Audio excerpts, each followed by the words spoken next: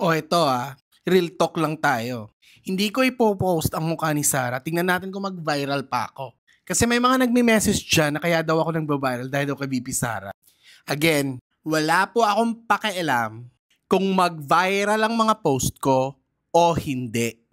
Isa pa, magpo-post at magpo-post ako. Feeling content creator. Isa lang ang tanong ko sa inyo. Ang dami-dami nyo sinasabi dyan sa comment section ng mga post ko na against kayo kay VP.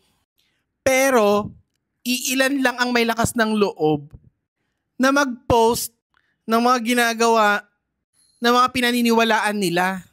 Dahil questionable din kayo, hindi kayo sure, no? Abay, malakas talaga ang loob namin. Kasi, alam naman namin na totoo siya. Isa pa, kung napapansin nyo, iilan lang din kayong paulit-ulit na nandyan sa comment section at nakikipag-away sa mga tao. Love, love, love lang tayo. Diyos ko po. Chill.